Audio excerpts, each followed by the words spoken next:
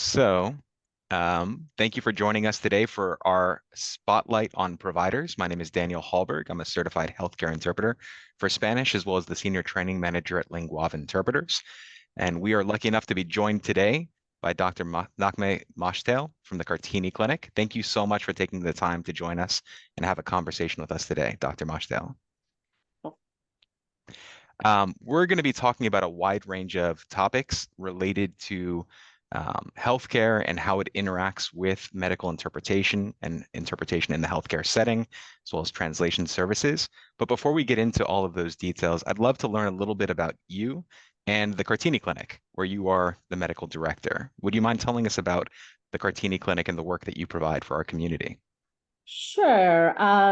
The Kartini Clinic is located in North Portland, not too far away from actually the Randall Children's Hospital and the Legacy Emmanuel campus. The clinic was created by my senior partner, Dr. Julie O'Toole, in April of 1998. And it was really formed out of necessity because here in the Portland metropolitan area, Dr. O'Toole found out at that time that there were no medical home for children and families who were diagnosed with pediatric eating disorders. So at that time, if a child was diagnosed with an eating disorder, automatically it meant that they were going to be admitted to a psychiatric unit. So beginning in 1998, we've had, different iterations of what exactly we do, but really the focus is offering comprehensive services to children and their families who suffer from pediatric eating disorders. We're first located a little bit closer to the hospital, but we've been at our current location since 2015. Well, thank you so much for that. And in terms of the distinction that you make there, when you're talking about admission and folks that are basically working completely in an inpatient capacity, how does that differ from the partial hospitalization program that Kartini offers? Yeah.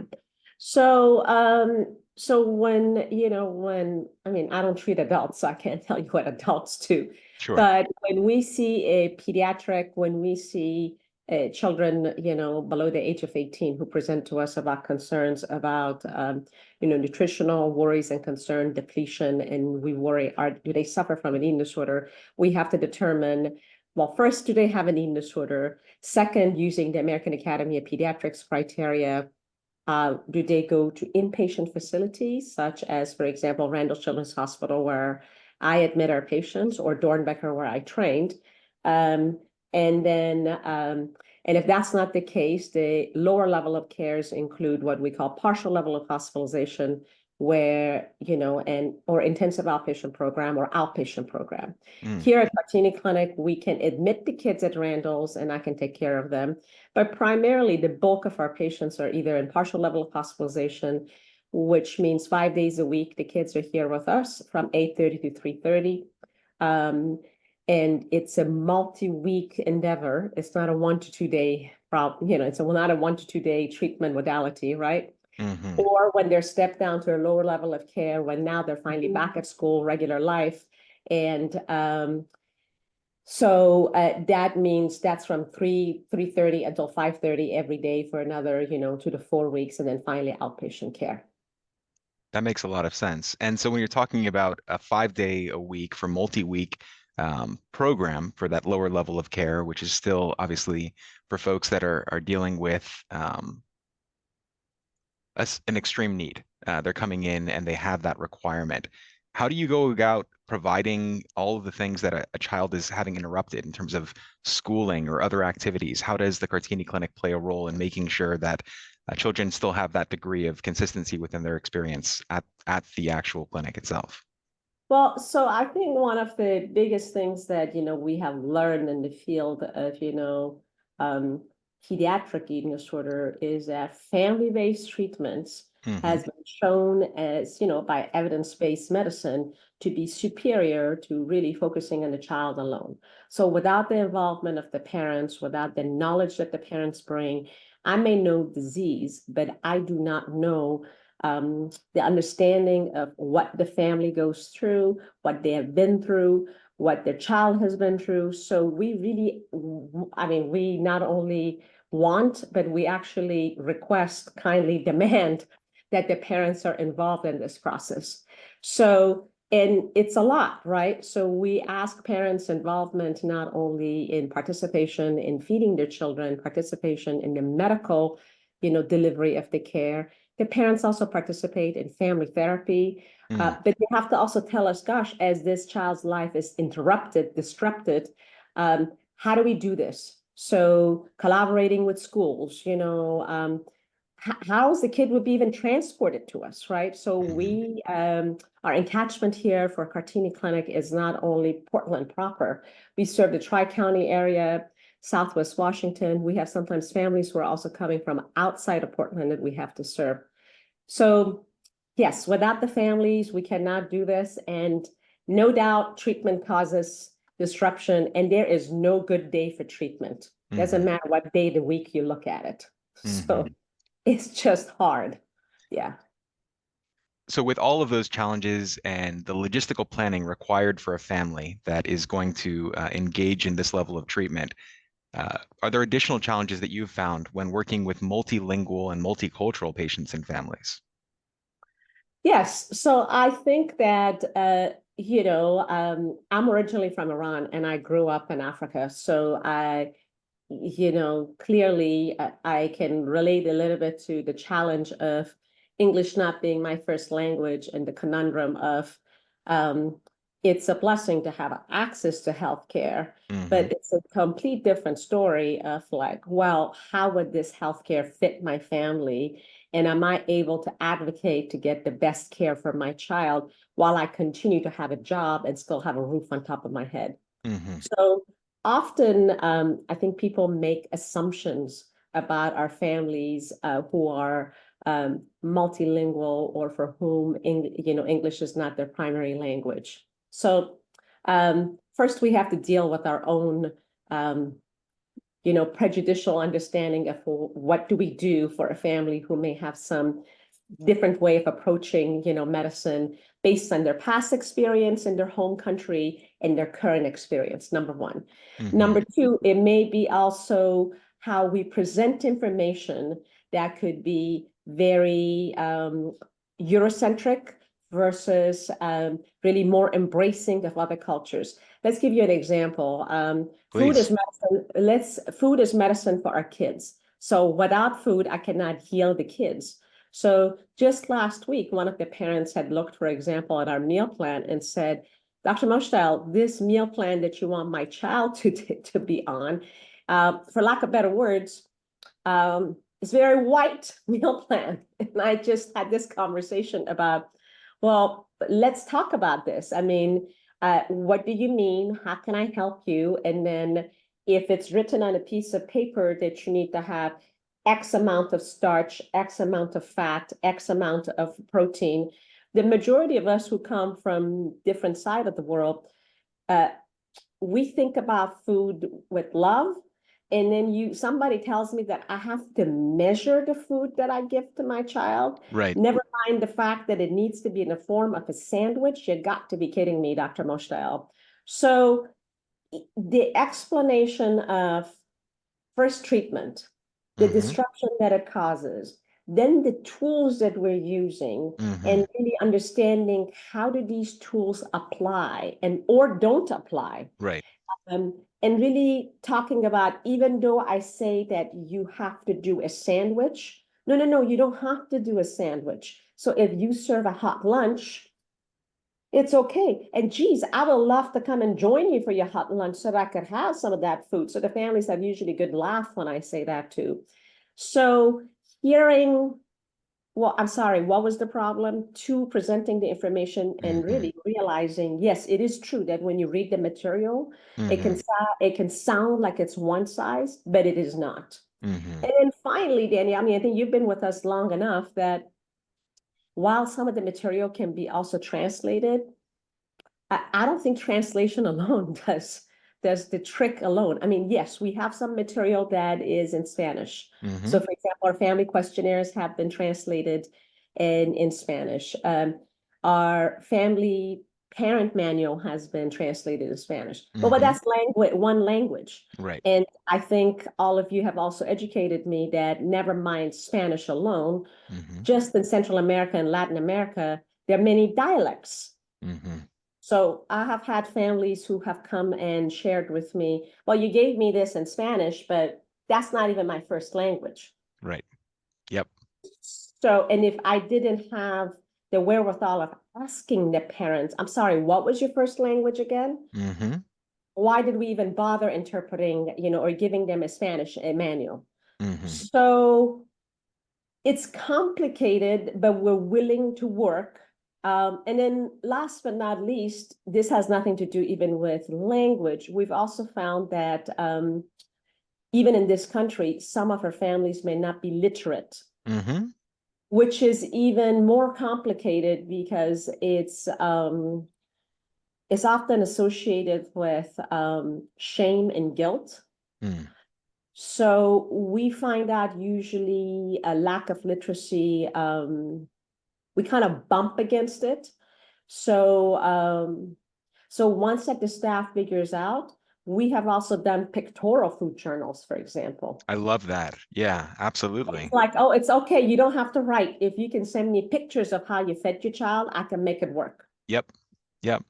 Just taking a step back, there was so much information that you just provided there. And even within a medical context, in a healthcare context, to be talking about food as medicine and recognizing that though this is a tool and it's part of the treatment plan, that it's done with love and having to reframe the conversation so that, again, families are participating and active in this treatment plan, but also tying it in to their cultural and specific needs.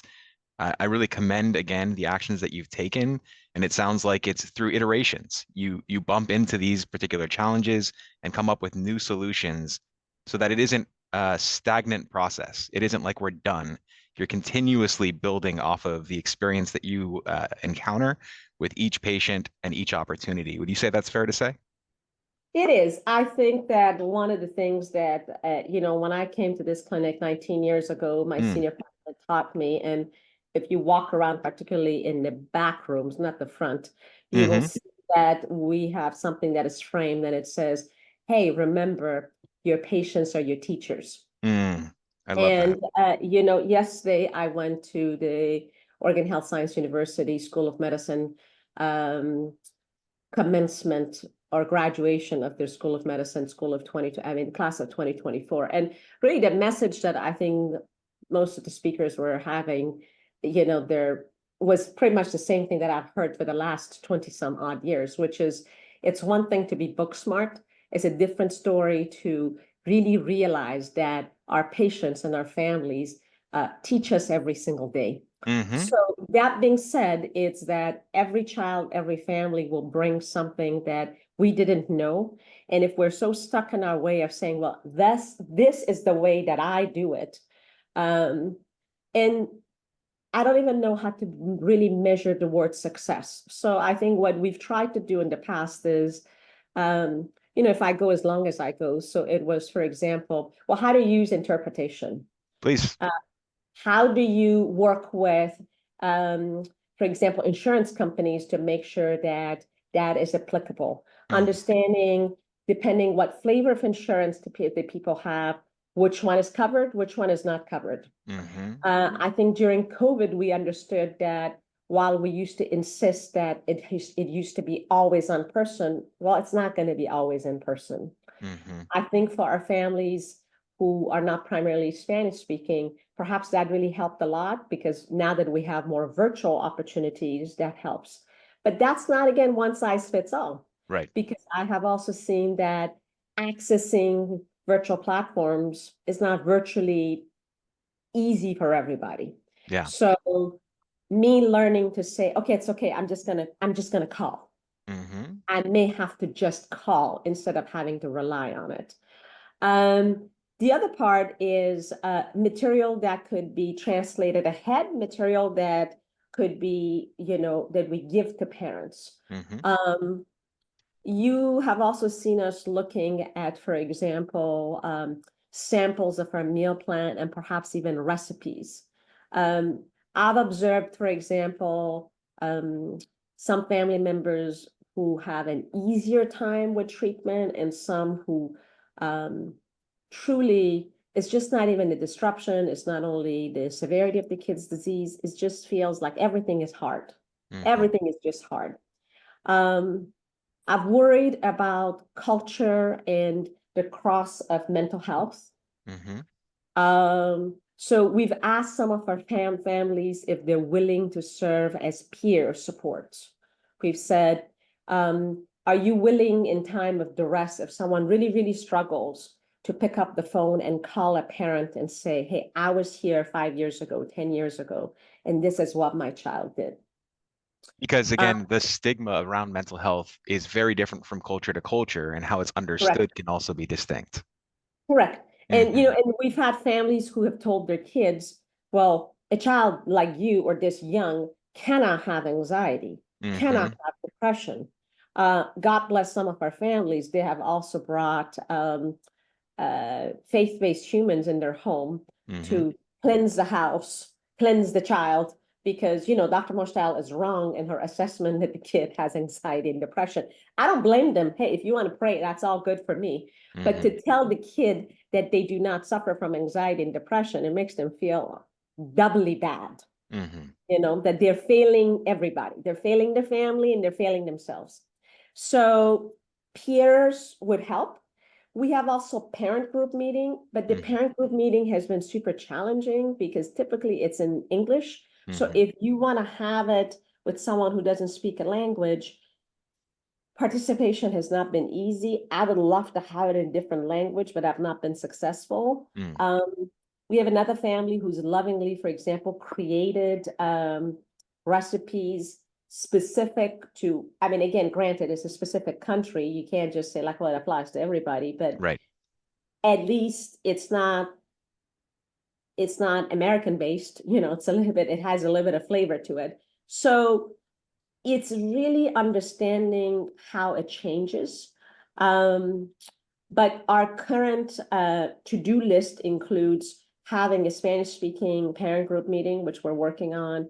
And then again, this recipe book, which we think if we can have it at least in Spanish helps, but we'll figure out if we need another language. And Spanish is not the only language, right? We've had families who are from Eastern Europe, as well as also Southeast Asia as well too. Right, definitely. So within the actual program itself, what sorts of encounters are facilitated or assisted by interpretation? Obviously, there are occasional meetings with you directly in the medical setting. There are also, as you mentioned, family therapy sorts of encounters. How and where do families engage with an interpreter and a Kartini service provider? So when the families meet, so our clinic is perhaps one of the, you know, we're called the zebra for a reason. So where a family has a crossover of medical and mental health under one roof. So they have medical and nurses appointment, which again require, you know, participation not only of ourselves, but also medical interpretation services. They have family therapy, which again requires parental involvement, patient involvement, again, medical interpretation too. And then the parents get weekly updates, which again requires it requires interpretation too, because if the provider does not speak that language, I mean, how would you leave even a voicemail? Hey, I'm such and such, I want to tell you how your baby did. But if I don't speak the language, the parent would say, oh my God, what happened? Why are you calling me? You know, I mean, you'll panic, right? I would panic if I don't know what you're calling me for. Absolutely. So really every level requires interpretation, from making appointments, doctor's appointments, nurses visits, family therapy, to even updates. So, and the staff knows that please do not leave messages in a language that they don't know. It just doesn't help. When you say the staff knows that, how have you as an organization worked with staff to bring that level of understanding to bear?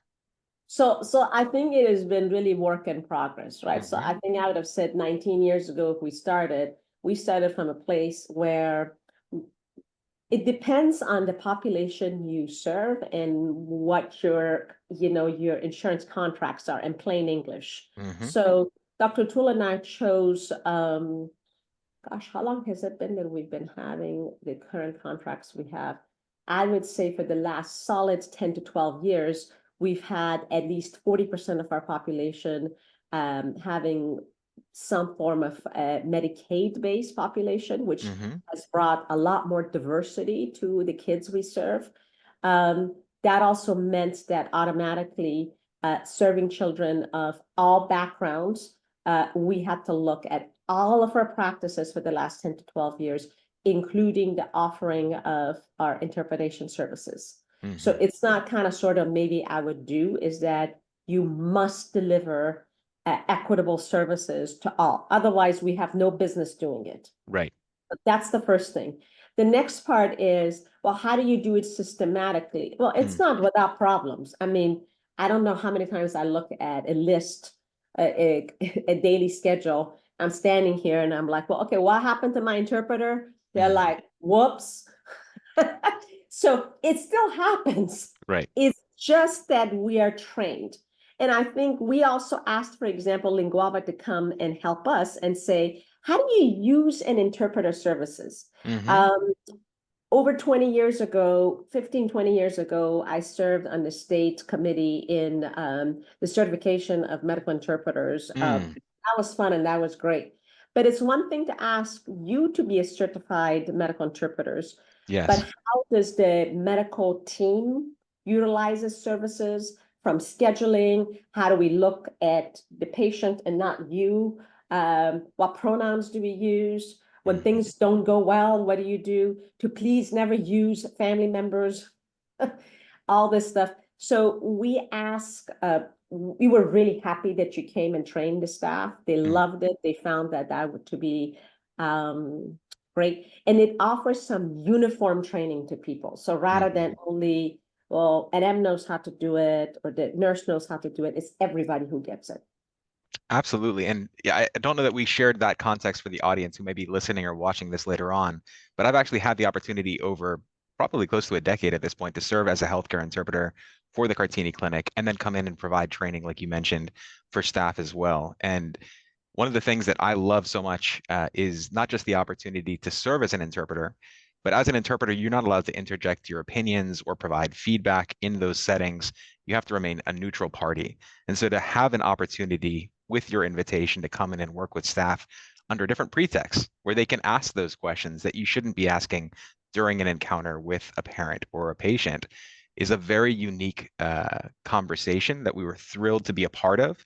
And I think it's incredibly beneficial for both healthcare interpreters to share that information back to providers and for providers to have an unfiltered opportunity to talk about best practices. One of the things we talked about in that program with staff at Kartini Clinic was just the fact that interpreters can't review a chart ahead of an actual encounter.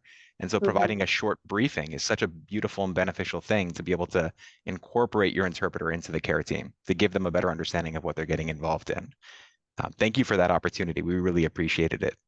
Yeah, and I think that for any other clinic or any other providers who are thinking about this, what we did for our staff, we generated a list of questions that we Hmm. would provide you ahead of time because we understood that each provider, each staff will have a different perspective of what did they want to ask. Like, for example, where do you want me to sit? What do you want me to tell you ahead? Hmm. What pronouns do you want me to use? If I understand you did not interpret correctly, what would you like me to do? Do Yeah. you want me to interrupt you or do you want me not to interrupt you? So having having a list of some thoughts and questions and having a training like this, it doesn't have to happen even yearly, but I would say depending on staff turnover, every 2 to 3 years, it would be a good idea to have a refresher.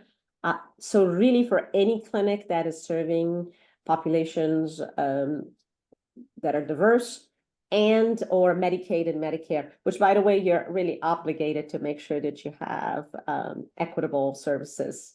That includes interpretation services for all. So Absolutely. it's actually the law. So Correct. Yeah. yeah.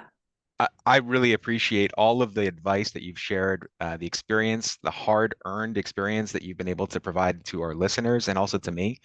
Are there any parting words that you would like to share with anyone who's listening in about if you've never worked with an interpreter, what things you should know, how you can implement a program, if you are looking to work with Medicaid or Medicare in the ways that you're describing and abide by that compliance piece, be in accordance with the law?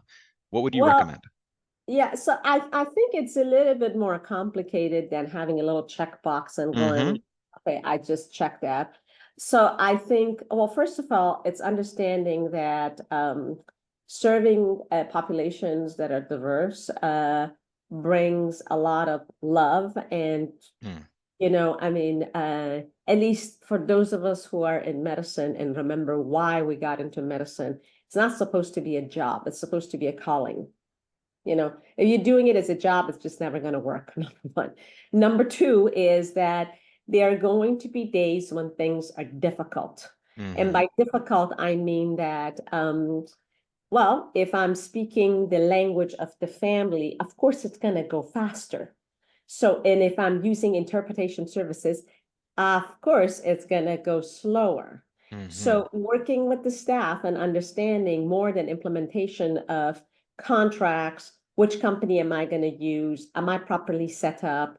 Do they know how to get to the place, Mm-hmm. etc.? It's also time allotment. If the time is not properly sequenced, everybody gets frustrated. It's like the provider's frustrated because you have X number of minutes to finish. The interpreter doesn't do their job. And then the family feels like they got like 50% of what they were meant to get. And what have they done? It's not their fault.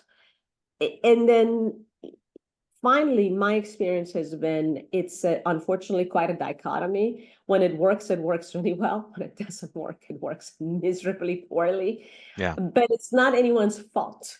So Mm-hmm. it's just look at what went wrong, go back and look and say, well, what can I do to tweak it? So again, as I said, there are some families I have tried to offer the virtual platform, man, it's not working. So I just make a note of it immediately as the interpreter walks in. I'm like, well, here's a phone. We're not going to wait for another 10 minutes to see if, you know, Annalisa's mama is going to get on the virtual platform and I'm going to get frustrated. We're going to just immediately call Mm-hmm. and I'm going to swallow my pride and not wait for it or not come up with darn excuses. Right. And then I have to tell you, for some of our families we followed longitudinally, they still feel that Kartini Clinic is their medical home. And Mm-hmm. that's because they understand we really care about their kid, and that's why they trust us. So I would say if proper context is provided, um, that's what all parents, that's what I want from my child. And that's what I would like to see happen for all people, regardless of language and culture. Um, and then the final piece I would say, and I don't think that I mentioned this, many culture is not parents only. Mm-hmm. Sometimes it takes an entire village. So the last child who I reviewed their case, they showed up with an aunt, an uncle, and a cousin. That may be a foreign language for those of us for those who've grown and raised here. They're like, well, what do you mean? Why do you have 3 or 4 other people in this room? That's how folks live. So we don't have a problem with that. We actually appreciate that. We're like, come on over. That's not a problem. The more people I can train, the better it is for the child. So it's great when it's done well. I gotta say, I got chills a second ago when you were talking about it's almost a tagline just to leave the conversation, but regardless of language, being able to provide that level of care, the vocation behind it, and making sure that, again, patients feel supported and are able to participate in their own care. And those cultural considerations, which you're calling out and have called out throughout this conversation, are so critical to recognize that there are distinctions, both in terms of perspective, food, culture, family dynamics, and all of these play into providing meaningful and effective communication and care to multicultural families that extend beyond the framework that we may have in a Western or European-centric mindset. Mhm. This has been incredibly fruitful. Thank you so much for your time, Dr. Moshtael. You're welcome. We appreciate you and the work that you do and the work that Kartini Clinic provides to our families. And looking forward to seeing you again soon. Thank you. Take care. Thank you. Bye. Bye-bye.